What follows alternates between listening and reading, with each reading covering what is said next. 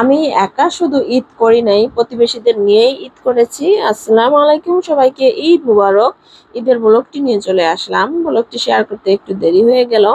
আর সকাল সকাল সবাইকে নাস্তা রেডি করে দিলাম, সিমাই রান্না করলাম।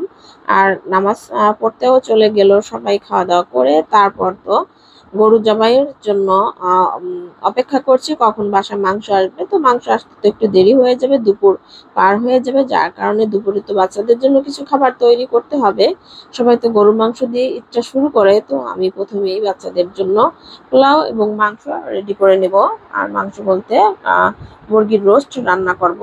আর রোস্টটা তো বাচ্চারা একটু খেতে বেশি পছন্দ করে, যার কারণে আমি পোলাও চাল নিয়ে নিলাম।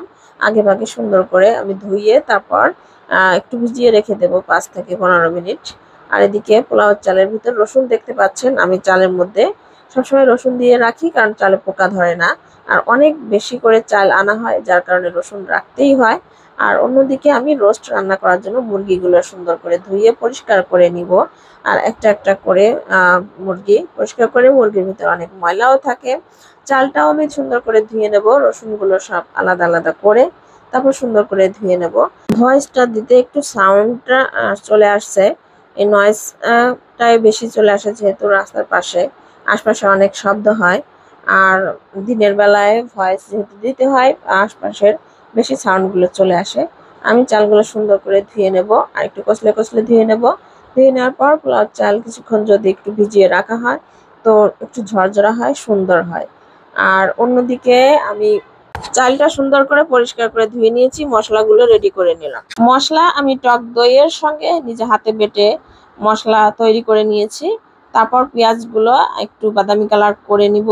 আর এর মধ্যে আমি রোস্টের মাংসগুলো দিয়ে সুন্দর করে একটু নাড়াচাড়া করে হালকা ভাজা ভাজা করে নিব। আর রোস্টের মাংসগুলো অনেকে ভেজে রান্না করে, কিন্তু আমার ভেজে রান্না করা একদমই পছন্দ না। আর এভাবে রান্না করলে মশলাগুলো সুন্দর মাংসের মধ্যে ঢুকে যায়। আর পরিমাণ মতো পানি দিলে রোস্টগুলো একদমই ভেঙে যাবে না। তারপর তো আমি মশলা দিয়ে দিলাম, আগে থেকে রেডি করে যে মশলা রেখেছি। আর হাতে বেটে নেওয়া মশলা, বাসায় তৈরি করা মশলার কোনো তুলনাই হয় না, এতটা সুন্দর স্মেল বের হয়। আর রোস্ট খেতে মনে হয় কি বিয়ে বাড়ি থেকেও অনেক অনেক মজার হয়। আমি তো আমার নিজের রোস্ট রান্নাটা দারুণ পছন্দ করি, এটা গর্ব করে বলতে পারি যে অন্যান্য যে কারো হাতের রোস্ট থেকে আমার নিজের হাতের রোস্ট রান্নাটা দারুণ মজার হয়। আর খেতে তো অন্যরকম মনে হয়, শাহী রোস্ট, একবারে শাহী রোস্ট রান্নার স্মেলটা আমি পেয়ে থাকি। ফাইনালি রান্নার শেষ পর্যায়ে আমি ডিম দিয়ে দেব, আর অন্যদিকে একটু ঘি দিয়েও আমি রান্না করে নিব। আর ঘিটা দিতেই হবে, না হলে একদমই আসল স্বাদটা পাওয়া যাবে না। তারপরে তো আমি পোলাও বসিয়ে দিব। আর এখানে একটু পেঁয়াজ ভাজা ভাজা করে নিয়েছি, তারপর পোলাওগুলো দিয়ে দেব, একটু সুন্দর করে ভাজা ভাজা করে নেব। পোলাও রান্না করতে হলে একটু ভাজা ভাজা করলে পোলাও খেতেও দারুণ হয় এবং ঝরঝরা হয়, অনেক সুন্দর হয়। তারপর তো এখানে বাচ্চাদের পছন্দ মতো আমি পোলাও রোস্ট রান্না করে নিয়েছি।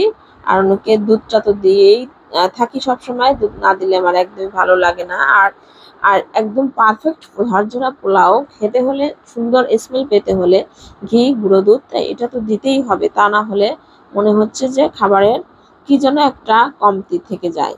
তারপর ফাইনালি লুকটা আমি দেখিয়ে দিলাম, আমার রান্নাটাও কমপ্লিট।